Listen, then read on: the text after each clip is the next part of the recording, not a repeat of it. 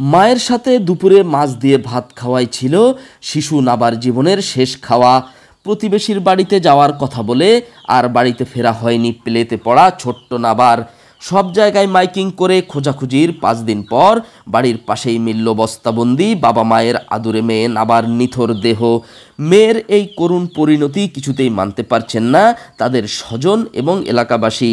আদরের মেয়ের শেষ স্মৃতির কথা মনে পড়তেই কান্নায় ভেঙে পড়েন শোকে পাথর হওয়া মা খাদিজা বেগম। শেষ মেয়ে তাকে বলেছিল, আম্মু আমি মাছ দিয়ে ভাত খাবো।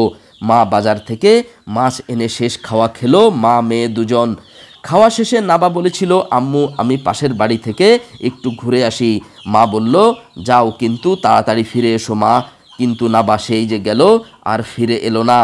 জানা যায় খাদিজা বেগমের স্বামী প্রবাসে থাকায় স্ত্রী খাদিজা বেগম 2 কন্যা সন্তানকে নিয়ে বসবাস করতেন গাজীপুরের ধীরাশ্রমে।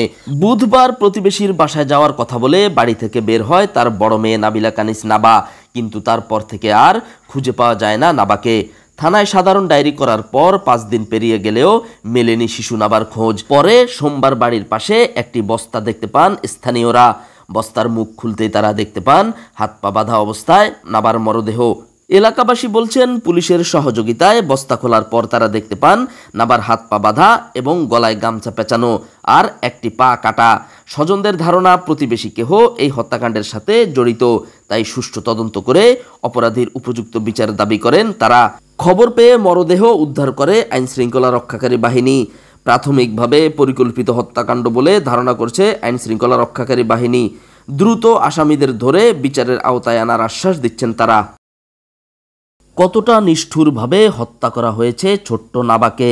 এমন বর্বরচিত হত্যাকাণ্ডের বিচার না হলে বারবার সংঘটিত হতে থাকবে এমন অপরাধ।